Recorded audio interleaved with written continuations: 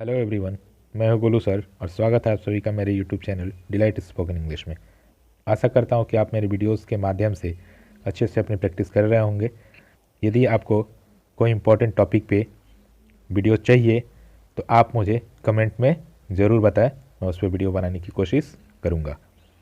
यदि आपने मेरे प्रीवियस वीडियोज़ को नहीं देखा है तो मैं उसका लिंक डिस्क्रिप्शन में दे दूँगा और आप उन्हें ज़रूर देख लें। चलिए हम लोग आगे चलते हैं टॉपिक पे, देखते हैं। इस बार मैंने कुछ इसमें प्रोज पोइट्री और ग्रामर सेक्शन से भी लिया हुआ है, तो इसमें हम लोग आगे देखते हैं। क्वेश्चन पे आते हैं। Simple living and high thinking is the base of. ये फर्स्ट क्वेश्चन आपका फर्स्ट चैप्टर से है, प्रोज सेक्शंस के फर्स्ट चैप्टर से है, इंडियन सिविलाइजेशन एंड कल्चर, जिसके राइटर हैं महात्मा गांधी। इसमें आपने देखा होगा कि ये Indian simple living and high thinking वो कहाँ का बेस है, कौन से सभ्यता का बेस है? इरानियन सिविलाइजेशन का, इंडियन सिविलाइजेशन का, अमेरिकन सिविलाइजेशन का या यूरोपियन सिविलाइजेशन का?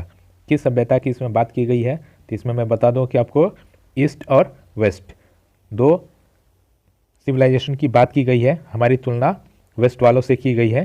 तो यहाँ पे सिंपल लिविंग और हाई थिंकिंग किस सिविलाइजेशन का बेस है? तो वो करेक्ट आंसर होगा आपका बी, इंडियन सिविलाइजेशन की वो बेस है। इसमें महात्मा गांधी जी कहते हैं कि यह हमारा अपना सभ्यता है और इसमें हम लोग सिंपल तरीके से और हाई थिंकिंग के साथ जीते हैं।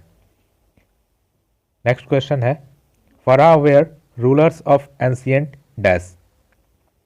फराह कहाँ के रूलर्स थे? तो आपको ऑप्शन मिलेगा इजिप्ट, रसिया, इंडिया या फिर ग्रीक। तो आपने पढ़ा होगा तो उसमें आपको मिला होगा ये लाइन इजिप्ट, तो आपका करेक्ट आंसर होगा ए। ये बहुत ही इंपॉर्टेंट क्वेश्चन है, ये सब्जेक्टिव में भी आता है और ऑब्जेक्टिव के लिए भी आपका इंपॉर्टेंट है, तो आप इसे ध्यान रखेंगे। Our forefathers did not invent machinery because. हमारे पूर्वज जो थे वो मशीनों का आविष्कार नहीं करते थे क्योंकि उन्हें पता था कि हम क्या हो जाएंगे, मतलब मशीन हमें क्या करेंगे। This have made us pride, machine हमें काफ़ी प्राइड फील कराएंगे। This would have made us lazy, ये हमें लेजी बना देंगे। This would have made us happy, ये हमें हैप्पी बना देंगे। This would have made us smart, ये हमें स्मार्ट बना देंगे। तो क्या बनाएंगे? तो यहाँ पे आपने देखा होगा कि वो इसलिए नहीं करते थे आविष्कार क्योंकि ये हमें लेजी बना देंगे, इसलिए करेक्ट आंसर होगा बी। नेक्स्ट क्वेश्चन देखते हैं। Indian glory is that it is. Bharat की गरिमा क्या है? यह मूवेबल है, ये इसकी गरिमा है, या इमूवेबल है, ये इसकी गरिमा है, इग्नोरेंट है या अनसिविलाइज्ड है? इंडियन सिविलाइजेशन मतलब भारत की गरिमा क्या है? तो हमने पढ़ा था इंडियन सिविलाइजेशन एंड कल्चर में कि यह क्या है, इमूवेबल है और यही इसकी गरिमा है। नेक्स्ट क्वेश्चन हम लोग देखते हैं। Dash is known as the father of the nation, और बापू किनको राष्ट्रपिता या बापू कहा जाता है? तो यह क्वेश्चन बहुत ही ईजी है। महात्मा गांधी, जवाहरलाल नेहरू, सरदार पटेल या फिर लाल बहादुर शास्त्री। तो ये हम लोग बचपन से पढ़ते आ रहे हैं कि महात्मा गांधी को बापू या राष्ट्रपिता के नाम से जाना जाता है, इसलिए करेक्ट आंसर होगा वो ए होगा। अगला क्वेश्चन है, my experiment with truths was written by. ये किसका लेखनी है? My experiment with truths Jawaharlal Nehru का, इसको शॉर्ट फॉर्म में जेल नेहरू कहा गया है, या सरदार पटेल का, या मौलाना अब्दुल कलाम आज़ाद का, या फिर महात्मा गांधी का? तो इस पार्ट में हमने पढ़ा था कि इन्होंने ये लिखा था माई एक्सपेरिमेंट विथ ट्रूथ्स, ये महात्मा जी का है, इसीलिए इसका करेक्ट आंसर होगा डी।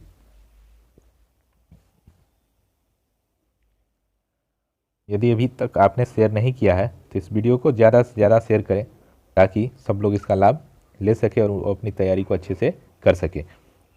अच्छी चीज़ों को अपने तक ही सीमित नहीं रखा जाता, सबका हेल्प किया जाता है, इसलिए ज़्यादा से ज़्यादा आप शेयर करें जिससे सभी लोग इसका लाभ ले सके। The mind is a restless dash, the more it gets the more it wants. ये भी बहुत ही इंपॉर्टेंट और बहुत ही अच्छा क्वेश्चन है, एग्जाम में लगभग पूछा जाता है। तो माइंड क्या है?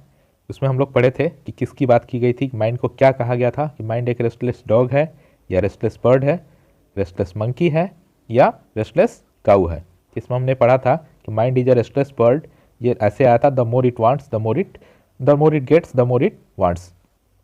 दिमाग एक बेचैन पक्षी है, इसको जितना मिलता है उसको और उतना ही चाहिए। अगला क्वेश्चन हम लोग देखते हैं, इसका सही आंसर बी होगा। नेक्स्ट क्वेश्चन हम लोग देखते हैं, Mahatma Gandhi is no hater of the dash. Mahatma Gandhi को किससे नफरत नहीं था, मतलब कौन से सभ्यता से, किससे? ईस्ट वालों से नहीं था, या वेस्ट वालों से नहीं था, साउथ वालों से नहीं था, या नॉर्थ वालों से नहीं था। मतलब इसमें सॉरी, ये थोड़ा सा मैंने ऑप्शन आगे पीछे पढ़ दिया। ईस्ट वालों से नहीं था, साउथ वालों से नहीं था, नॉर्थ वालों से या वेस्ट वालों से। तो वो उन्होंने कहा था, इसमें दो सभ्यता की बात की गई है और विशेषकर इसमें उन्होंने तुलना किया है वेस्ट वालों से, तो साउथ और नॉर्थ की कोई बात नहीं हुई है, इसीलिए इसका करेक्ट आंसर जो होगा वो डी होगा। Dash viewed large cities as snare and useless encumbrance। कौन बड़े बड़े शहरों को स्नेयर या यूजलेस इनकम्बरेंस के रूप में देखते थे?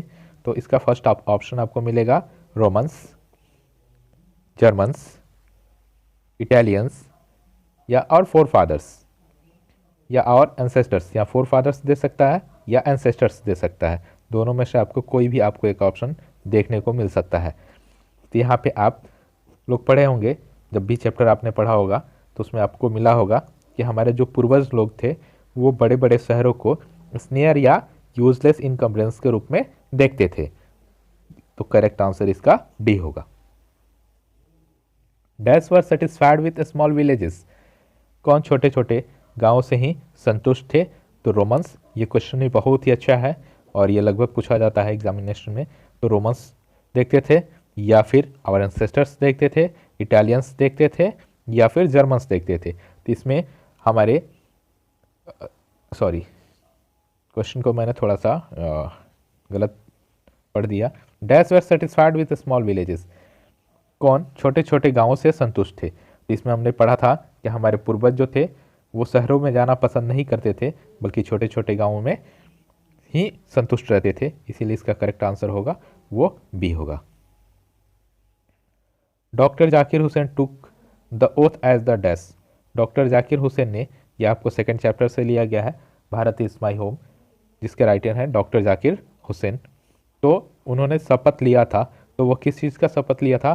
प्रेसिडेंट का शपथ लिया था, गवर्नर का शपथ लिया था, मिनिस्टर का शपथ लिया था, या मायोर का शपथ लिया था? तो आपने देखा होगा कि उसमें उन्होंने सब ये स्पीच तब दिया था जब उन्होंने प्रेसिडेंट के रूप में शपथ लिया था। नेक्स्ट क्वेश्चन है, dash was the role model of doctor Zakir Hussain. Doctor Zakir Hussain के रोल मॉडल कौन थे? क्या वो डॉक्टर राधाकृष्णन थे, डॉक्टर राजेंद्र प्रसाद थे, इंदिरा गांधी थी, या फिर सरदार पटेल थे? तो आप थोड़ा सा रिमाइंड करेंगे तो इनका role model doctor Zakir Hussain के थे वो डॉक्टर राधाकृष्णन थे, इसलिए इसका करेक्ट आंसर जो होगा वो ए होगा। अब इन्हीं के अनुसार इसी चैप्टर से फिर एक क्वेश्चन लिया गया है और ये बहुत ही अच्छा क्वेश्चन है। Dash is the prime instrument of nation building. मतलब हमारे राष्ट्र के निर्माण में प्राइम इंस्ट्रूमेंट क्या है? एजुकेशन है, ट्रेड है, फॉरेन हेल्प है, या फिर एग्रीकल्चर है? तो इसमें हमने देखा था कि वो कहते हैं डॉक्टर जाकिर हुसैन कि education is the prime instrument of nation building. ये लाइन आपको देखने को मिला होगा अगर आपने थ्रोली स्टडी किया होगा तो, इसीलिए इसका करेक्ट आंसर जो होगा वो ए होगा। Dash brought a lot of erudition and wealth of knowledge to the presidency. Doctor Zakir Hussain ये लाइन बोले हैं कि किसने अपने प्रेसिडेंसी के दौरान बहुत सारे अनुभव, लॉट मतलब brought a lot of erudition and wealth of knowledge को अपने प्रेसिडेंसी के दौरान उन्होंने दिया था? डॉक्टर जाकिर हुसैन, ज्ञानी सिंह, डॉक्टर राधाकृष्णन और एन.एस. रेड्डी। तो आपने पढ़ा था कि इनके रोल मॉडल कौन थे? तो डॉक्टर राधाकृष्णन थे और उसी के बारे में इन्होंने बात किया है। ये थोड़ा सा इसमें टाइपिंग मिस्टेक के कारण आंसर आपका रॉन्ग है, आंसर आपका सी होगा। आप इसके ये आंसर को नहीं देखेंगे, आंसर इसका सी होगा। Doctor Zakir Hussain delivered his speech in 1967 after taking the oath as the death। Doctor Zakir Hussain ने कारक 1967 में ये स्पीच को डिलीवर किया था किस रूप में शपथ लेने के बाद?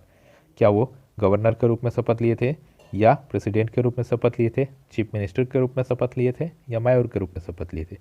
तभी हमने देखा था कि प्रेसिडेंट के रूप में उन्होंने शपथ लिया था, इसलिए इसका करेक्ट आंसर जो होगा वो बी होगा। नेक्स्ट क्वेश्चन पे चलते हैं।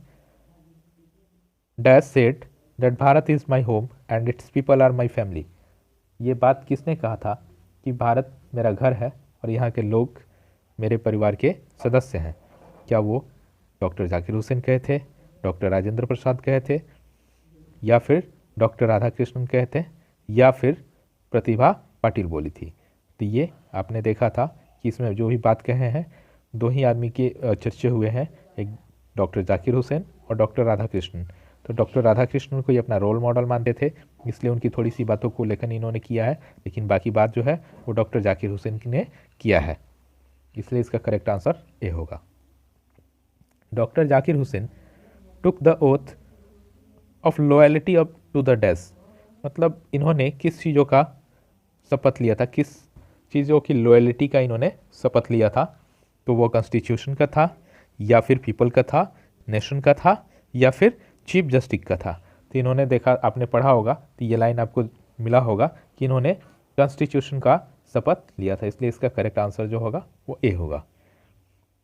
ही was dash to jail for stealing. ये आपको कुछ मैंने अब ग्रामर सेक्शन से इसमें कुछ क्वेश्चन को पुटअप किया है, तो ये आपको सही इसमें वर्ब फॉर्म्स का प्रयोग करना है कि इसमें सही वर्ब फॉर्म्स क्या होगा। यहाँ पे आप देख रहे हैं कि वॉज लगा है, ये थोड़ा सा आपको कंफ्यूज करेगा कि यहाँ पे क्या होगा, क्योंकि हमने कहीं इसमें V4 का प्रयोग ऑप्शन में नहीं दिया है, लेकिन ये चूँकि पैसिव में है इसी कारण से इसमें कहीं V4 का प्रयोग आपको नहीं दिख रहा होगा। फर्स्ट ऑप्शन आपको होगा सेंट, सेंडेड, सेंड या नन ऑफ दिस। तो एक तो आपको बी वाला ऐसे ही कट गया, क्योंकि ये कोई फॉर्म नहीं होता है, सेंडेड ऐसा कुछ नहीं होता है। सेंट और सेंड इसमें से हमें सेलेक्ट करना होगा। तो पैसिव वॉइस में जब भी आपने देखा होगा कि उसमें हम लोग V3 का प्रयोग करते हैं, और sent is third form of verb, that's why we can say the answer is A. हम लोग नेक्स्ट क्वेश्चन को देखते हैं।